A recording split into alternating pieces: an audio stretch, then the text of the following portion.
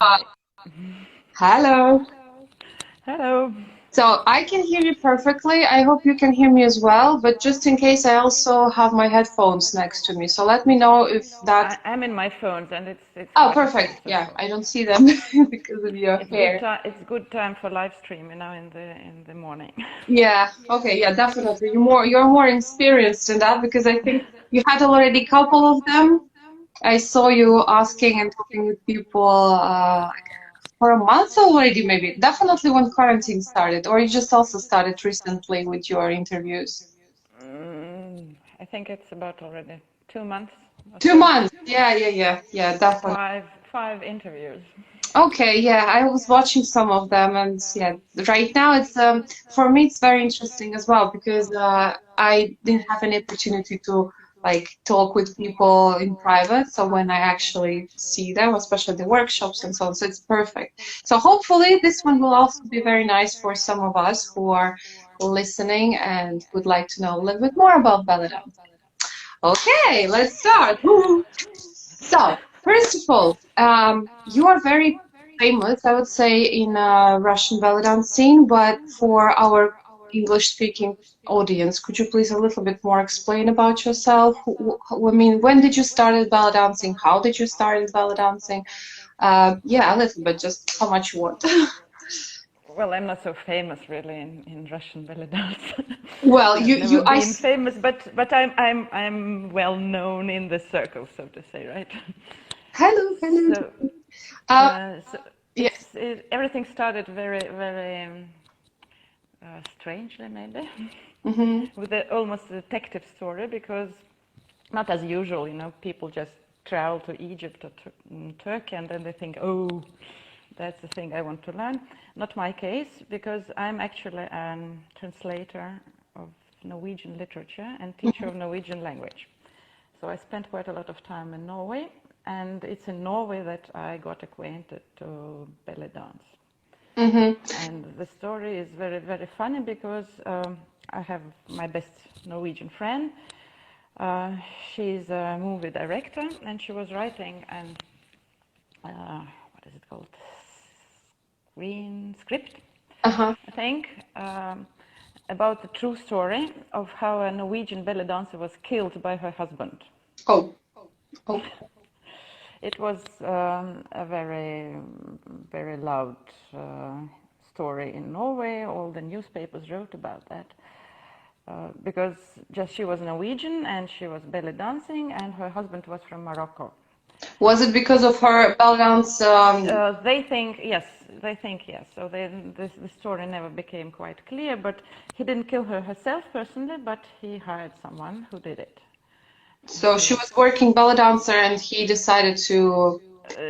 Yes, she was just dancing professionally, and he couldn't cope with that. How long time ago it was? I mean, when? I think it was something like 99 or something 98. I Oh. found that in Norwegian newspapers later. So my friend was writing a script and was thinking of making a film about that. And well, I was just in Norway, and she took me out once, uh, just to a Oriental cafe there, with the name Habibi. I still remember it. I And it was know. just the usual jig there with a band playing, Arabic band playing music, and a local belly dancer. So that was the first time I saw belly dance in Norway. And it was a shock, really. I don't know what happened to me because um, I never saw it before. I just knew that there's something like belly dance. What's that? I don't know. And I was not much curious actually because I don't know. I had no much interest for Oriental culture. Maybe Uh-huh. was very Western orientated. And yes, it just blew me away. I watched and I couldn't. I was a dancing person. I was dancing since my childhood, since I was 5 years old. All kind of classic ballet class and Ballroom salsa. gymnastics, most probably, yeah. No, not gymnastics, but ballet, as all the Russian girls did, Yeah. right? And but quite a long while, really. I was rather serious about that. and and here I knew about movement. I knew how it's going on, and here I saw her, and I just couldn't understand how she does it. So which part of her body produces those moves? Yeah. I know how to dance, but how This does she is do that? something different. Something. So it was something magical, I think. And then she made a break. She went away, but the band still played in the break. And well, me being a dancing person, I just went out to the dancing floor and I tried to do some of the moves. Well, the ones that I managed to capture in this or that way. So I was just dancing, trying to Mimic. produce some belly dance. Do something similar. And Improvise. then the band had the break. And at this moment, the drummer came up to me. He had such big eyes and said, "Have you been practicing belly dancing?" No, never. It was just the first time I saw it. "You have to go to the class. Do it tomorrow," he said. And he was there the rest of the evening, and he didn't just leave me. He was around me all the time, persuading me, explaining that, well, I'm just born to be a belly dancer. So, So when I came home from Norway, I just tried to find a belly dance class and went there. okay, so you saw it first in Norway, but then you went back to St. Petersburg, isn't it? Yes, I came back home and to St. Petersburg in Russia and Were there a lot searched of for a class. ballet dance schools back then in St. Petersburg? It was just the very, very, very beginning of this of the not even Movement. it was not even popular, but in that time it was just coming. And I think it was we had 2 or 3 schools at that time, and Could you remember the names of these schools? I mean, at least some of them. no, one Who? was just a big dancing school, and they have just opened the belly dance class. Just, Okay. I think I was in the first lesson there. Okay. And then there was another school. There's a teacher whom I think like my maybe first teacher.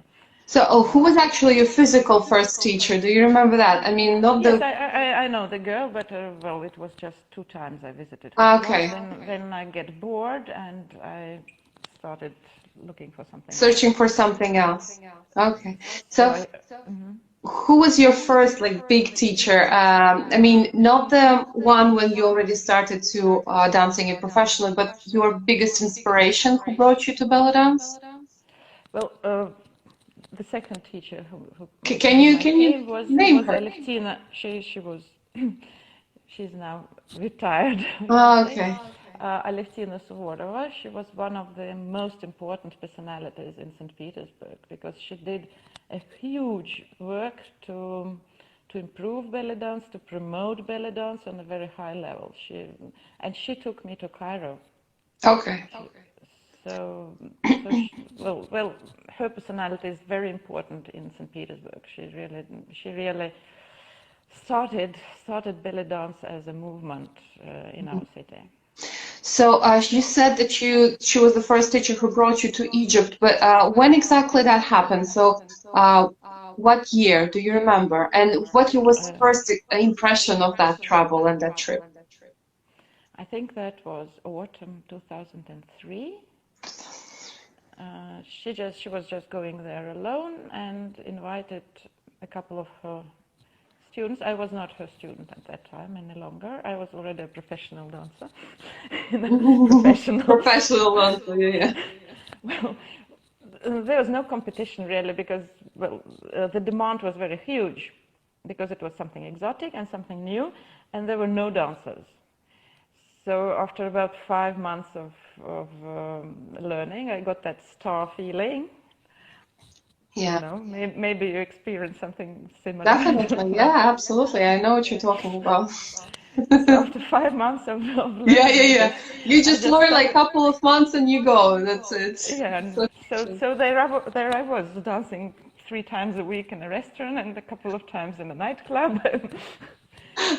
yeah, yeah. So, So what was your so impression of Egypt for the first time? Because 2003, yeah, this is exactly when everyone started somehow traveling, and it was like basic. After that, even later, it was the basic how to say condition for everyone. You have to go to Egypt, you have to travel, because back then we didn't have lots of festivals in Europe like we have now.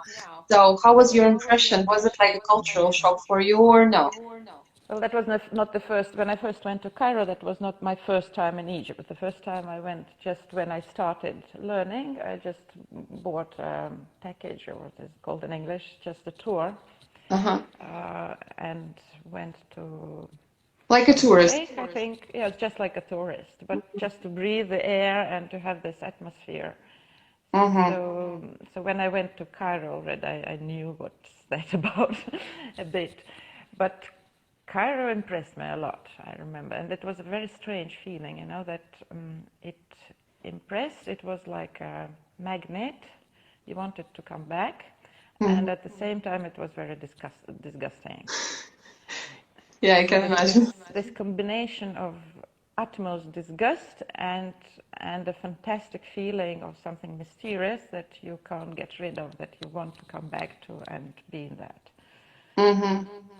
So it was a festival, or you still went like a tourist, but more like why exactly? Was it a festival? Was it a tourist, or you No, just I went? didn't. I didn't attend festivals at that time at all, and it was done consciously because the festivals were very expensive.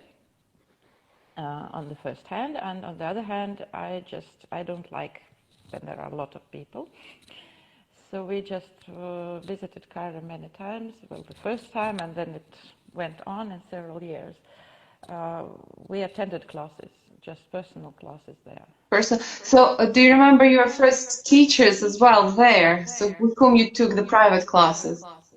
Well, we started with Noor, with Tatiana Fidyaeva, who was the Russian star in Cairo. So it was rather easy because there was no Yeah, language communication barrier. difference and yes, language barrier. So she was extremely helpful. So Mm-hmm.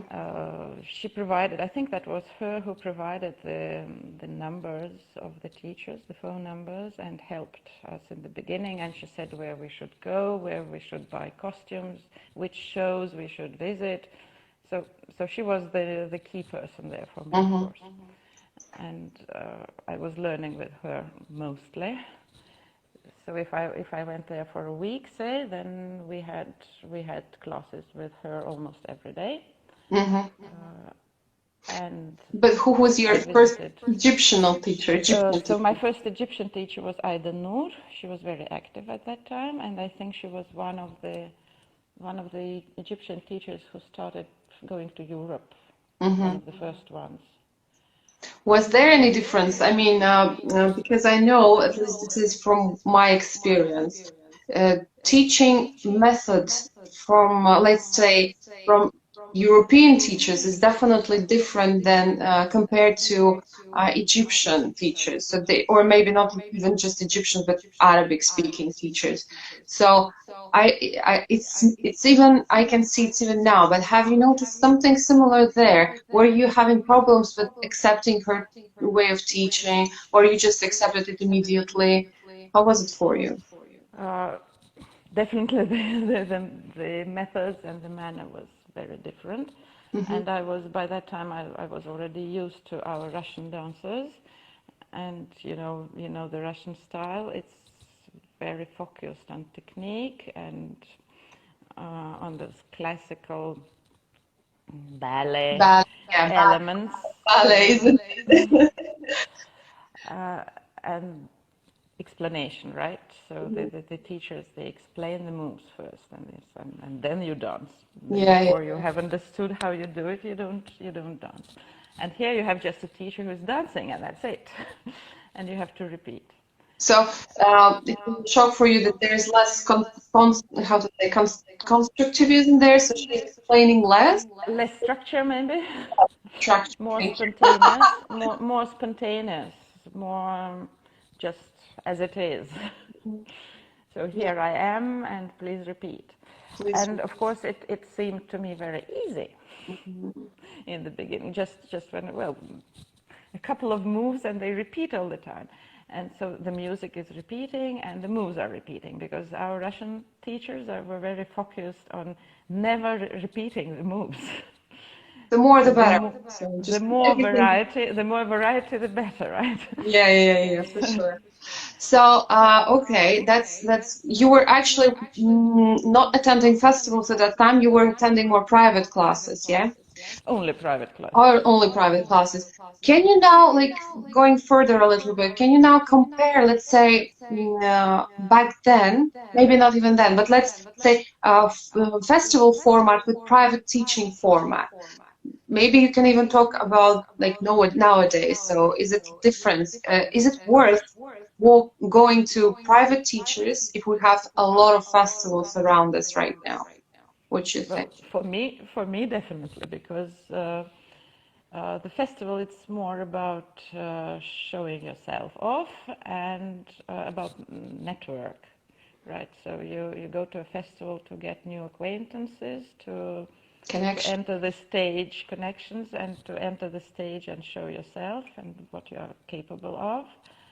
And the workshops, well, the workshops work as well, right? But again, I don't know, it's more like inspiration maybe, but it's not, well, of course you learn also with workshops, but the, But the but main, as far as I know, as I can say, the main difference is that on a workshop, you just follow what teacher says you to do. So you actually, especially if there's so many people, you don't have any chance to ask questions. But in private, it's one to one. Are you asking questions there? of course, all the time. You So are you come asking with questions, precise you are questions talking. already, yeah? Yes, and then the teacher sees you personally, right? If you don't manage to repeat, well, in Egypt, right? She or he will be asking you to do it again and again until it comes. Yeah, okay. So you would suggest actually, I think, to focus more on private classes with teachers rather than going to festivals. Am It's I? about different things, just. I can't say either or, right? So we can have both. If you have money, why not? Yes. Right now, actually, it's easy because there's so many teachers giving workshops online where you can ask these questions and they can make videos. But back like before quarantine, let's say for me, it was a big problem. You know, you don't see a teacher. I mean, it's not that easy to dance, And especially then you in see class. another interesting thing, an important thing, maybe in private coaching, is that you communicate with the teacher just after the lesson and before the lesson, and maybe even in this communication there's more valuable information than during the class, Yeah. Did you have because that's any? about culture and that's about the views and such things. Yeah. So, did you have any kind of disappointments? Let's say you go to a private class, you pay, and let's be honest, that's not very cheap, yeah, to go to have a private class. And then you go out and you're disappointed and you're thinking like, what I'm gonna do with this? So, have you even experienced that? Yes, I've experienced that with Madame Rakia Hassan. That was a piece of huge disappointment Okay. because So, what exactly was there? What exactly was missing in that class? Because she's Egyptian, and let me be honest, she's very extremely popular. And for those who don't yes, know, she yes. has her own Well, site. that was my first class. I just knew that she's modeling star, so to say. That was my alarm clock, and Okay. um, and that Ahlan wa Sahlan is her festival. I knew all that, but I never saw her as a teacher or a dancer. She was in this sense, she was new for me at that time. And she didn't do anything, just. She came into the room, she showed a couple of moves, and then she left. Hmm. She left. And well, we were capable, both of us, me and Aleftina. So we repeated those moves in a couple of seconds, and then we were waiting for, say, 20 minutes till she comes back and shows us the other couple of moves. Well, and really, when you have come to a private class, you somehow But what Russia would you gets a bit suggest, more. let's say, to people, especially those who really want to go and have a private class? Would you suggest would you suggest to search for a teacher? Because let's be honest, it's completely like it's one thing when you go to a workshop full of people. Usually teachers are getting ready for a class there. But in a private premises, it's not that easy, and they can do whatever they want in terms of teaching. So how would we find someone that we can pay and get knowledge in return? How Well, we can just ask the ones that have already attended, right? So for their opinions, because I think that's the only way. go away? Yeah, third. And not even reading, but asking people, because people write always a bit more Positive, more positive things. positive response Yeah. they are giving in the social media. So Yeah. whereas in private conversation, someone can More in tell you private. the Yeah. truth. That's how to know people, you know. Sometimes you don't know even who to ask, and this is not a question you will actually shout out in Facebook or Instagram. Hey guys, what would you suggest? Would you suggest that teacher, you know, this teacher, you know? So of course nobody, especially here in UK, people are very polite. Nobody will say anything bad, you know. So everyone will, yeah, everyone's amazing, Okay. you know. But then only when you privately speak with people, then yeah, then you can actually understand is it worth it or is it not. Okay, so I'm just also gonna check I have questions there. That's what I'm sometimes gonna do. Yeah. So the question that actually is more is how to say it's deep for me. It's important for me. I know that you moved to Riga and I moved out of there. And as far as when exactly you moved in, I mean, changed the country to Latvia to Riga, to When? Latvia. When in 2014? I moved out in 2014. That's actually amazing because, yeah, for me it was a shock. So I mean, having someone from Russia because I thought that wow, that's how are you going to do it? Because first of all, because of Latvian language, and let me tell to everyone who doesn't know, Latvian language is a completely different language from Russian. We don't speak. I mean, Latvians and Russians don't speak the same language. So it's actually for people who are like fully Latvians. They find it even offending when somebody is saying, "Oh, so you know Russian." Even if they do, they will tell you, "No, I don't," just because they want to kind of protect their identity, which I totally understand. So we use different alphabets. We use like we actually I don't know who I'm talking about because I'm Russian. So that's why I was actually interested how you feel about it. Coming to a smaller country, and you're not even in Riga, as far as I know. You are in this like Outside. outside of that. So Riga is very small city, very small. So just for you to understand how it is, it's impossible because I was living in the city center. It's impossible to get out of to get out of the street and not to meet at least one familiar face. So this is how the city is small. Small city is. St. Petersburg has also 5 million inhabitants, but you can't. I don't go out of house there without meeting a familiar face. Okay, yeah, fair enough. Fair enough. Yeah, but still, St. Petersburg is a big, big cultural city. So how was it? First of all, why did you move? And It's a complicated story. I don't think I'd tell okay. about it rather. Well, it's partly connected to some political items and my family items.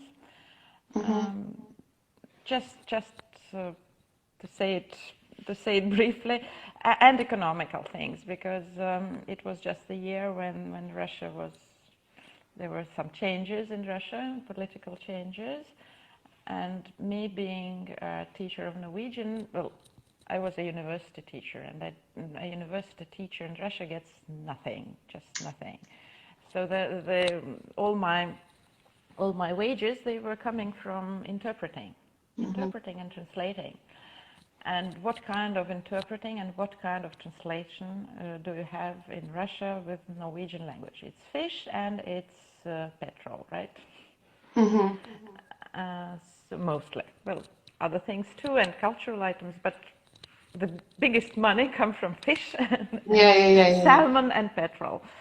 And when in 2014 we got this, then the situation with sanctions against Mhm. Russia, then I just understood that I'll be without money.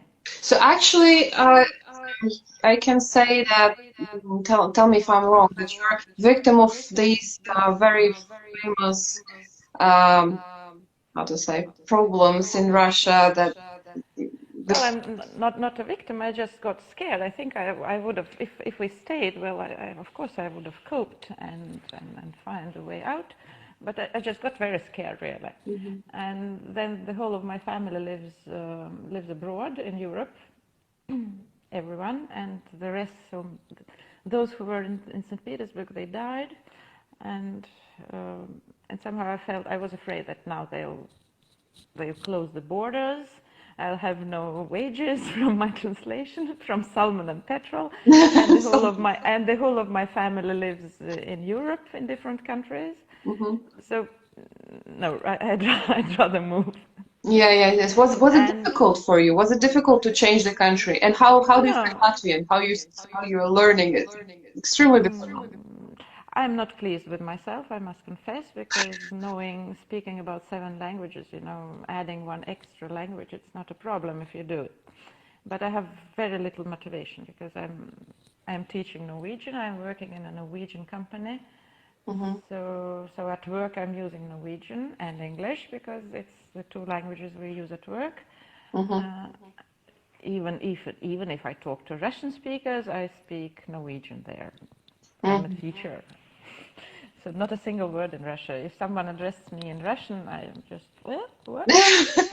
Yeah, it takes What time is to that? switch. It's fine. I also, I'm in sometimes in the same situation when I'm teaching, especially when you kind of already focused on one language and then someone suddenly speaks with you in another language. Takes Well, time to. that's not a problem for a professional Oh yeah, oh teacher. sorry.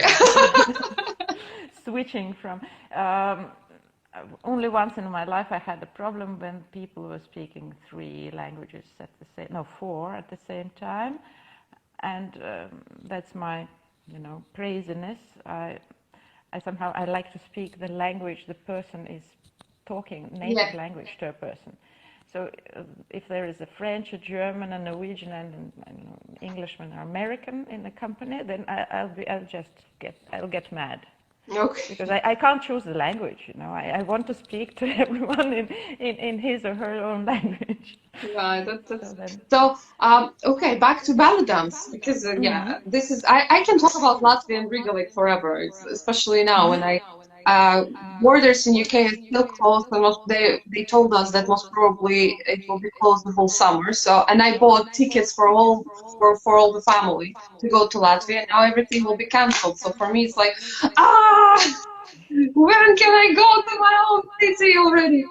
So I can talk about this a lot, but I want to ask you, what was the difference? That's like very interesting. So you came from one city, and let me be honest, though we are close and kind of for people, especially from Western world, they don't see a difference between Latvia and Russia. They just say, okay, you're Russian. Right now, I'm not even bothered to explain, but we know that we are different, but especially in terms of ballet dancing.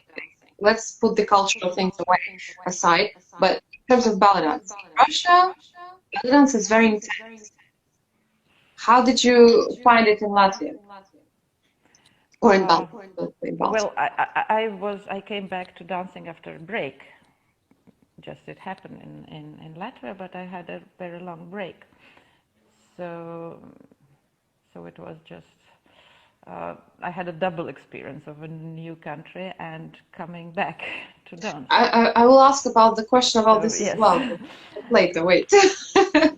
but there were some things that were that impressed me maybe, or just I noticed the difference. First of all, well, of course, that the community is little, and it seemed to me much more friendly and open to each other.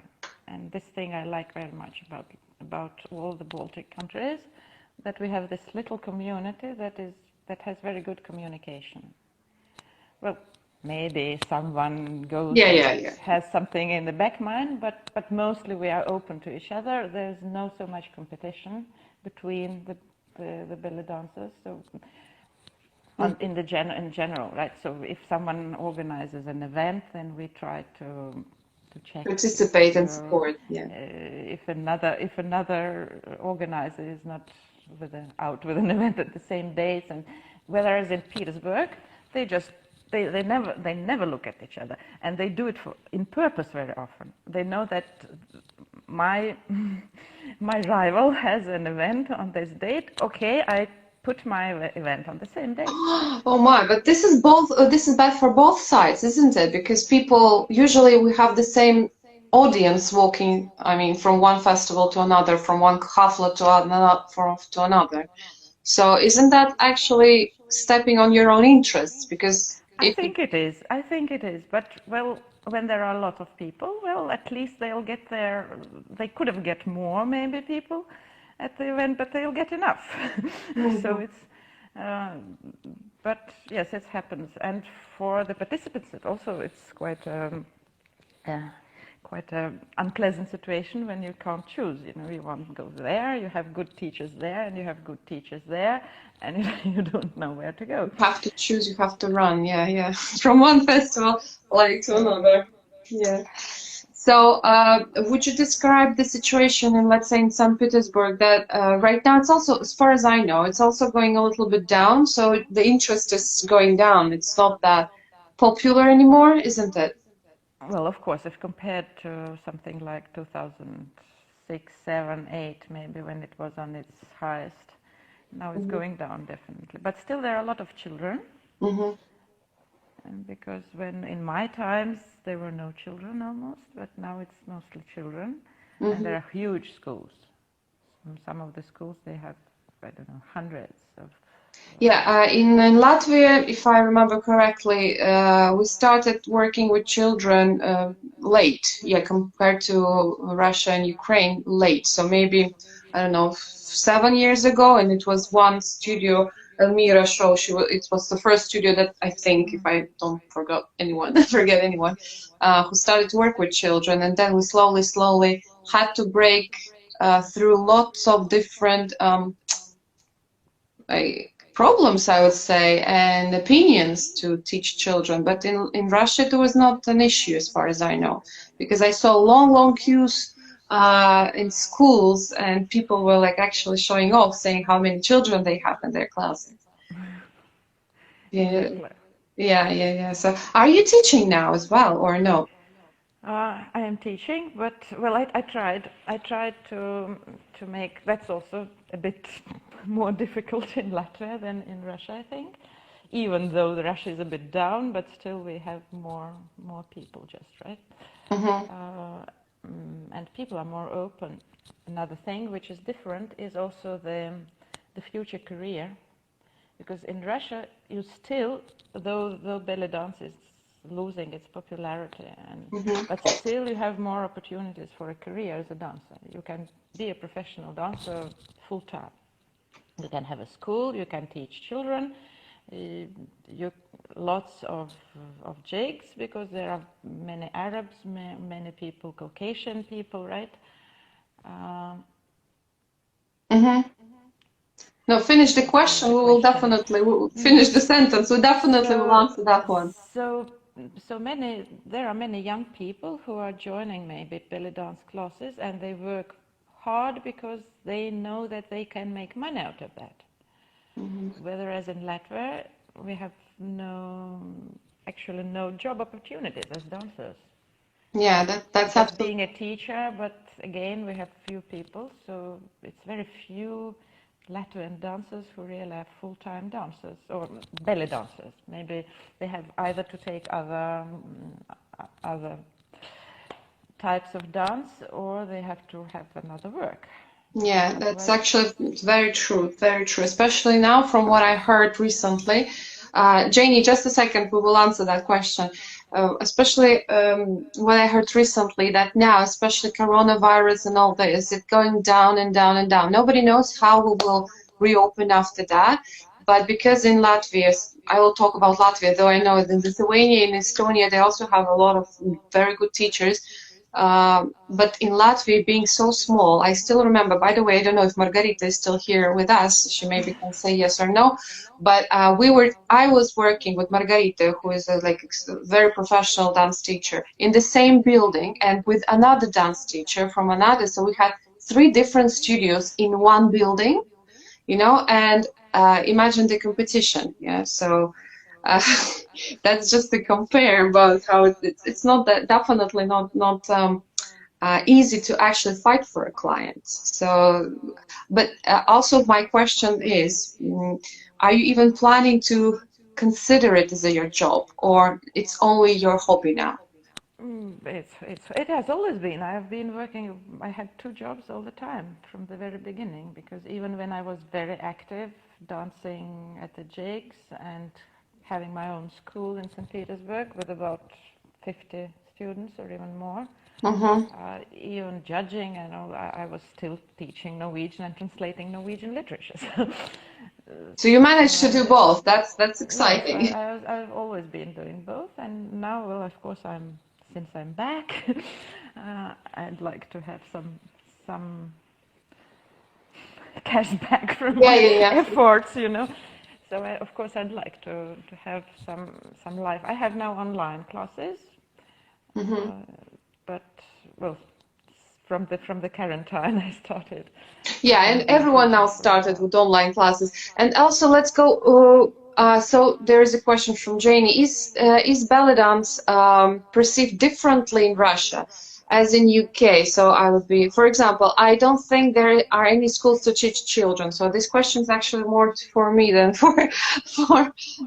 But very quickly, we'll just tell this. Yes, here I'm struggling with this question a lot. Yes, because I really miss teaching children, so I really enjoy that doing in Latvia. Here, it's a big problem, first of all, because people have very strict prejudice. I would like some of them are Hmm. really in a box. They think so. The word ballet dancing is definitely a very bad word to use if I want to work with children. So Well, I always definitely. have to think how I will actually sell this. So how I will give this information to people. So what I will write to schools, and because in UK people are more, I don't know even why, but in UK they're a little bit more protective towards their children. So maybe because we have more Latvia in Russia, like Vera already mentioned, we are learning ballet and all kind of dance from childhood, and we don't stop. Actually, rarely we stop. So you just change one hobby to another, but you still have a hobby. So it's easier in a small city to explain to people. Most probably, you will even know those people, saying, "Listen, I can do this and that." I yeah, I will. I will be very kind of okay. I will never put a child in to a lot of revealing clothes. So for me right now, this is a struggle that I'm trying to understand how I can solve it and how I will, because people they're really happy to invite me as a dance teacher, but not as a ballet dance teacher. So this is how usually it works, unfortunately. Okay, so another one. Do we have? Yeah, very I'm just interesting question that I trying to want. fetch my alarm clock Oh yes, another to very keep up interesting with question. time. Yes. Hmm. So you said that you stopped belly dancing. Let's just dig into that a little bit more. Why you stopped and why you came back? Well, I stopped really. It was not just immediately. I stopped my professional dancing because we have this very, very competitive spirit. Now maybe it's less competitive because the competition is so huge that just you have to relax. Yeah. But in the time when everything started, the spirit was extremely competitive, and well, ladies are not always very Friendly. very friendly, not choosing the right words, and somehow, well, because dance has always been my hobby, I didn't get any really dance education. It was just classes, right? Hmm. so no ballet school, really ballet school or something like that. So I always had this feeling that I'm not good enough. In spite of having my own school, in spite of being a judge at the Russian championships, in spite of being rather popular. But what was your goal? So what would you make say that I'm good enough? You wanted to have more prizes, first places, or maybe Yes, I was also sick with that competitive spirit, Mhm. and well, it's very typical in Russia, right? Yeah, You yeah, have yeah. to be the best. You have Oh to be the yes, best, you have to win all and competitions they are. and I didn't manage it. Though I was performing quite a lot for Arabs because of my friend, the drummer with whom we worked together, and I often got some messages, some feedback that I'm one of the most Arabian-like dancers, that they prefer me because, or we had some others, but Mhm. still such a feedback that they prefer me because I have this good feeling, good Arabic feeling for music and for dance and for the moving. But it was It- not enough for me. It was not enough for me. I had to be the first one at the In competition. the competition. So are you telling me that you were actually performing a lot with the live band, right? So Yes, it yes. was even more than competitions at some point. You had more experience with that rather than in Well, that I had weekly experience. I was working, well, I said something like, I had, I think, three evenings at a restaurant. I had Wow. two evenings in a nightclub, and quite a lot of jigs for weddings and, well, all that And kind of it still wasn't enough for you. I mean, this is much, right now it's valued much more rather than competitions to dance with a band. And you had that already back then. So isn't that strange? Exactly, exactly. Now when I'm looking back, of course, I understand that I was an absolute idiot. Okay. Listen, so so you decided just to stop. Why? Because of I the pressure understood of the that competition. I can't cope with that. So my inner feeling was was getting bigger than me. This that I was unpleased with my results at the competitions, and that people in the community, in the belly dance community, were criticizing me and writing some. And of course, the higher I got, the more critics got. Hmm. But well, I just got enough of that. I couldn't, and at a certain point, uh, I had a child. I got a child, and I had some break. Right, I couldn't go back to classes immediately. I had about a month or two. I was planning to be at home with my little daughter, and I had time to think. And then I was thinking just that I lost somehow in this atmosphere, competitive atmosphere, and rivalry, and all that. I lost the real spirit of the dance. That, by the way, this is also reminds me about another question. Do you find the competitions are good or bad? But I think I already know the answer. So you don't like competitions and you don't think that they even help Bellydance to, I don't I know, do. I am against competitions.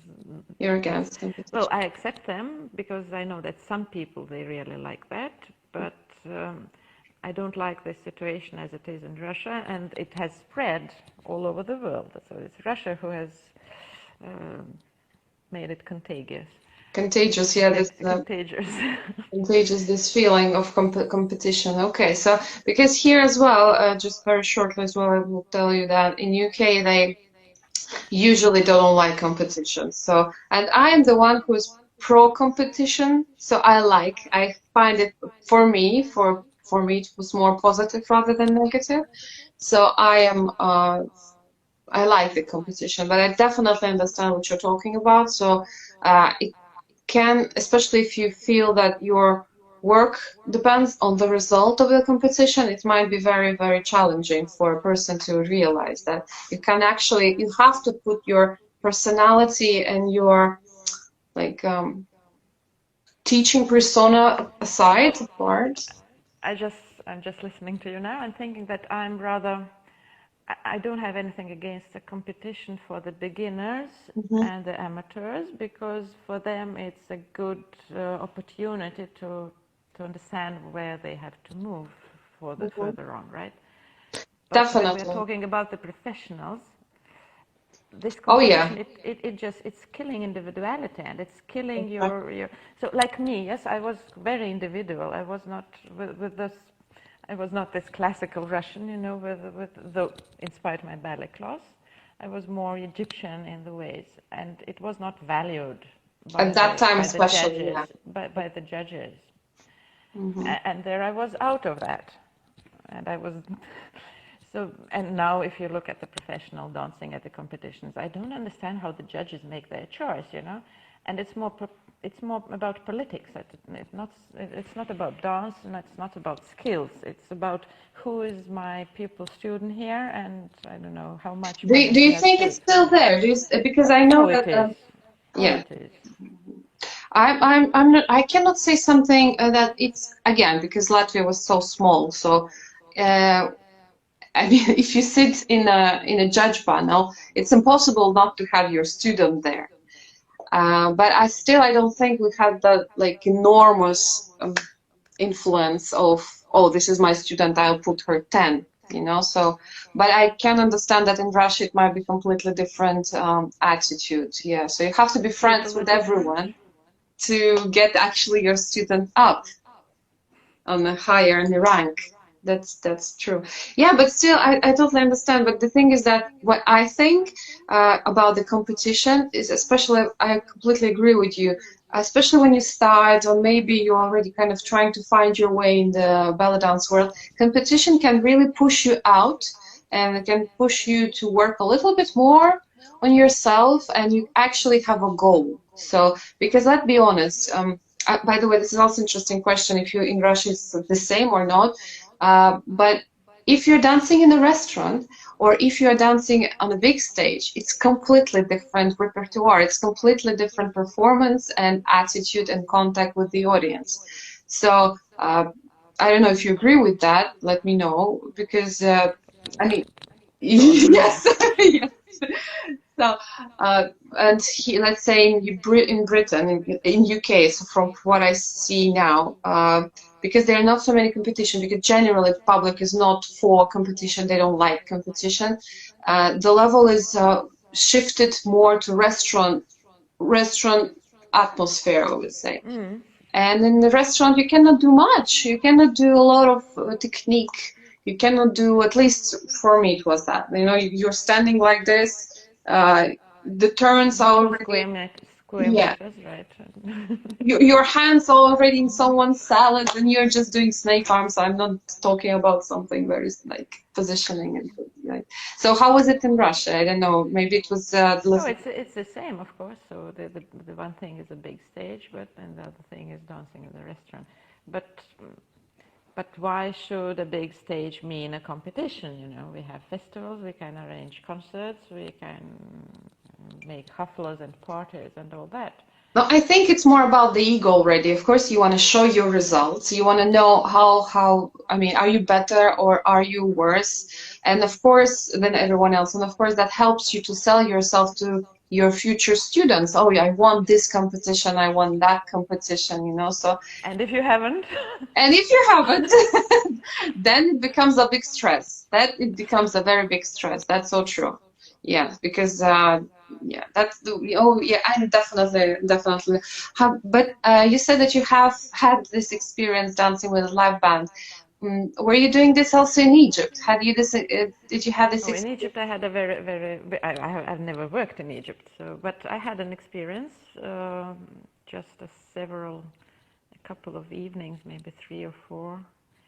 I think we were normally it was cheaper to buy a tour to Hurghada or Sharm el Sheikh and leave it there and go to Cairo just by bus, by ordinary bus. So that's Mm-hmm. what we did. And then after our lessons in Cairo, after a week there, we came back and spent about several days at the sea, just relaxing.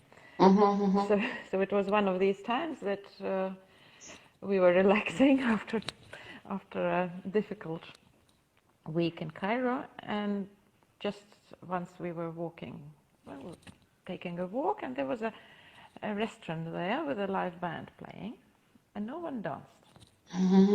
So I thought, aha, maybe Free I space, can. free space, free So show. I just came up to the musicians and said, "Hi guys, don't you mind me dancing here for a couple of evenings?" I said, "Oh, you're a dancer. Come." Come and join us. So yes, come and join us. So I think I don't remember how many days it was. Not too much. 3, 2, 3, 4 days maybe. So I just Okay. experienced that. It was great, really. After that, I just got the feeling that I want to go to Egypt for work, because it was very different atmosphere and very different feeling from the Russian restaurants and nightclubs.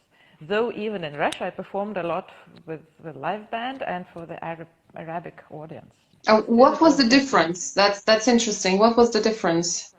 I mean, it's dancing with just the band. with the band. You mean for in Egypt and in In Russia? Egypt and in Russia. So what was the difference between these two? Uh, Still, even the Arabian audience in Russia is still influenced by our northern winds Mm-hmm. and weather, and of course it's more, reserved a Mm-hmm, bit. mm-hmm. Yeah, yeah. It's difficult to use this word about Arabic More, audience in general, they're but still more it's more calm. reserved, Yeah. yeah, and more calm and just I don't know. It's just the air is different, because when you're dancing and outside you have 20 degrees and 15 Yeah, degrees the feeling of below zero.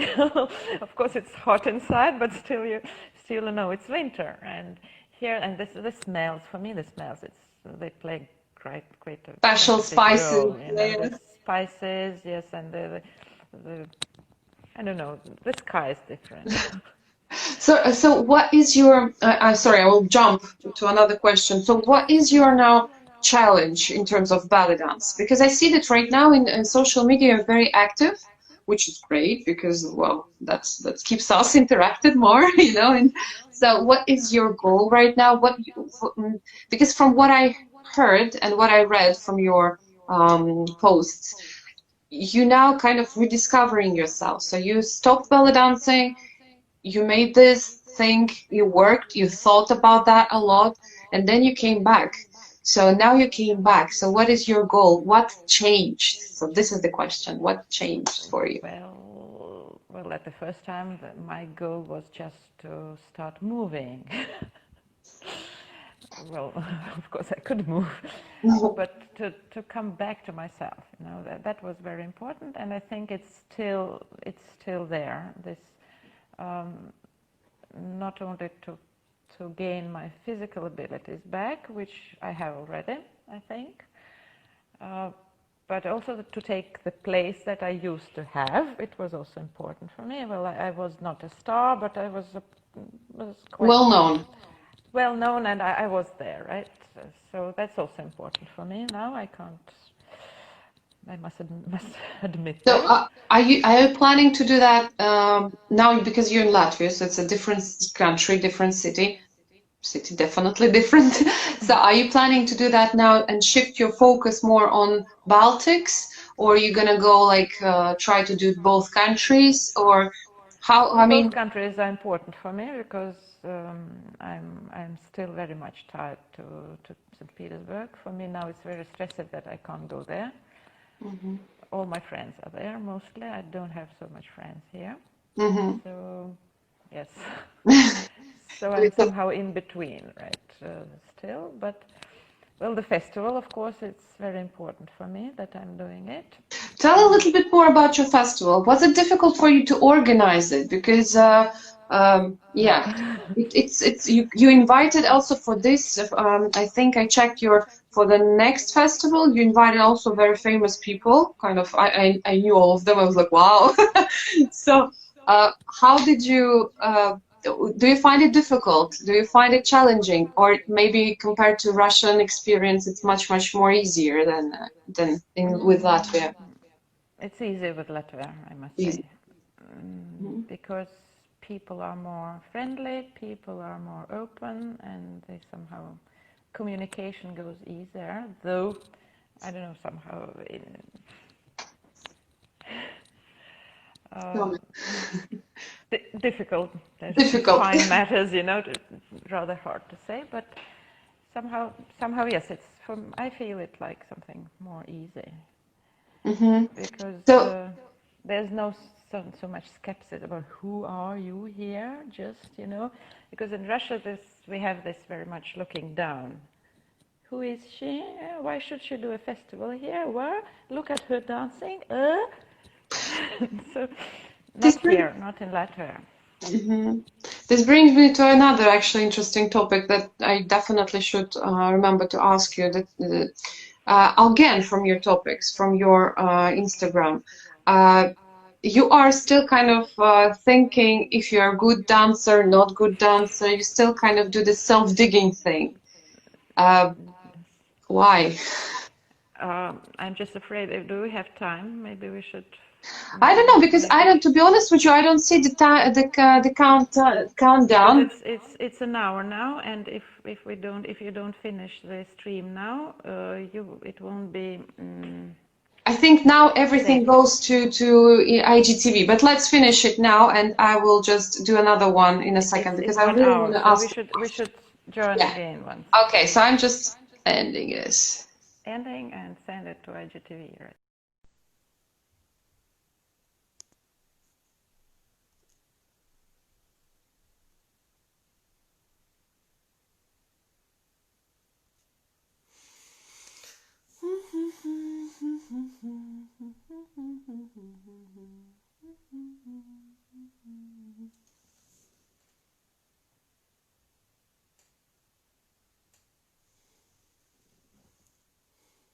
Hello. I hope you're enjoying our conversation.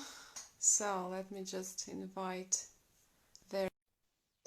Ladies, do ask questions because otherwise, I know this is the first time, and for me at least, so I'm really interested in how So you're. we're back. Okay, we're back. So yeah, right now it directly goes to IGTV. So I don't know, they changed something in Instagram. So the question. The question was about festival and how. Then you asked that I'm. It's about self-digging. Yeah, so yeah, if you can talk a little bit about both of these questions, that would be perfect. So let's start with, I don't know, self-digging first. No, that's just my style. Because I had this painful experience, right, of leaving the professional dance and then uh, and then coming back and feeling not very comfortable and then trying to regain those things. And I think that I just thought at a certain time that it is an experience that quite a lot of dancers have in their lives, and I should share it. Uh-huh. So it's not really much self-digging. I'm a grown-up person. Now I'm a I've grown-up learned person. a lot in this life. So it's more like, like provoking my audience for a conversation Okay. and bringing them to think about those things, yes, and to speak about that, because that things belly dance community normally doesn't speak about. Oh yes, We we try all are to be superstars. superstars, all right? We Yeah, we try all to are be superstars. We right. don't have these kind of problems. No, never. Exactly. So I just thought, well, I'm not a superstar, right? Especially when I came back, nobody knew me mostly. Well, except those who remembered me from the mid 2000s. So I But thought, yeah, why shouldn't I start speaking about that and sharing my painful experience of self-digging and doubt and all that. so is this period now over? Can I ask you this, or are you still kind of thinking and trying to find your own? I am, of course, who is not thinking, right? We are I think we're all the time searching our place in this world. But So you have of a course, great spot, you can always say, I'm working, I have another job. So it's not like you're fully just one profession that you completely depend on. So this is a little, should be easier on you, no? No, because I have, maybe it's a schizophrenia, but I have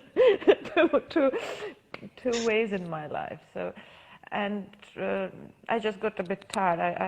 I overworked Hmm. because I was working like a mad. Really, I had teaching Norwegian. I had 8 academic hours per day. That means 40 hours a week, which for a normal teacher it's twice as much as one should have.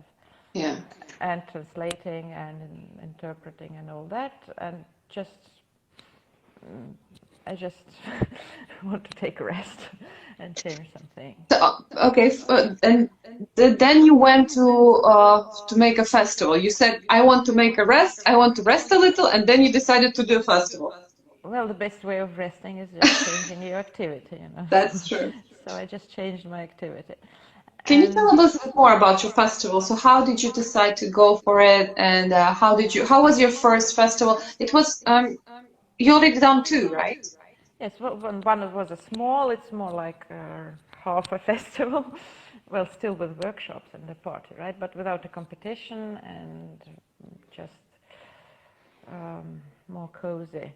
The first Mm-hmm. thing was when I came back to dance here in Riga. The first thing that surprised me was that no one is improvising. I just attended a lot some parties and events and said, what's that? Because for me, Oriental is it's about improvisation first of all, and not This is like. Egyptian part talking right now. This is Egyptian part Well, of you that talking. has always been for me like that. Well, later I went to Russia and I saw that just trend now, just in general. People try not to improvise, but to learn their choreographies and perform them and try to fit their choreography to the live band. I know what I'll answer to that. Just finish, I'll answer to this moment. So, but then I just came back after a break, and I thought that that was local. But still, I think that local is even more. So here, people are very afraid of being imperfect. Hmm. Uh, in Russia, maybe there are many dancers, so they are different. Some of them are afraid of being imperfect, and some are very open to improvisation and like this style more. But here, I felt that a very tense. I don't know what, tense feeling that, oh no, no, no, I don't want to and dance make with a the live step. band. Yeah. Uh, so I understood that that's a good opportunity for me. Hmm. Was it? Um, But this is expensive, isn't it, to bring the whole band, live band yes, to? of course, I have debts, right? And if I may ask you, did you manage to even your, how to say? No, no, I'm in debt. Yeah, that's what I wanted to ask So because I am. yeah, these kind of festivals, they usually, the higher you go, and because we don't have that much people, it can be a little bit more challenging in terms of income. Yes, well, still there are ways. I was thinking of of how to do it better financially this year, but well, now we don't know what's going Hmm. to happen at all. So I just gave up. Will you do it again? I mean, obviously, you still have. I don't remember which month was that, but it was not in fun. Late October, the last weekend in October. So everything should be fine. So you're planning to have that Well, one, yeah? if everything's fine, then I'll have my festival, of course. Yes. If not, then I'll make it online. Yes, obviously. That's, yeah. About the ban thing, I do understand what you're talking about, but the eco, okay, that's eco. Do you hear eco as well? I can No, just I can turn a bit, make the sound a bit down. uh, let me try to just let me try it with my headphones. Hopefully it will just Did you hear me? I Can you know. hear me? Maybe you can just put Like the this. sound a bit down, then it will be easy, better. But I'm just curious, does my headphones work? Do they work? This is better, yeah, Janie? That's better. Okay, yeah, so let me know if I need to hold them higher or this is fine. And next time I definitely need to put something white to cover like this. Okay. So Yeah, about the band. The thing is that in Riga we don't have a band, so we had perfect. Yes, thank you, Samin. So we don't have a band. We don't have musicians there. At least we didn't have, and we had a couple of drummers maybe who were just self-taught, or they were Hmm. drummers from any other dance styles. Yeah, so African drummers, but not like in Andrei, hi. See, my friends are coming, like, yay. So that was a little bit difficult. Of course, we didn't have this experience. So I totally understand where it comes from, this fear from dancing. And now, from my own experience, I can tell you. So now I also danced, performed in Egypt with the band. I performed in competitions with the band. And I also work here in UK with the band, which is much easier. Here in UK, it's much easier to work in a restaurant that has a band, especially in London. There are several places like this. Um, and it's a different feeling, and I found it very frustrating, I would say, because yes, you have to have a much more experience in doing this, and it's a completely different yeah, practice. And I can tell you that I still don't enjoy that. And I don't understand why people are saying, "Oh, I love this, I love that," especially when there is a competition. Because let's be honest, and you can definitely argue with me here, uh, all these stars who are performing with the band, they know what they will be playing.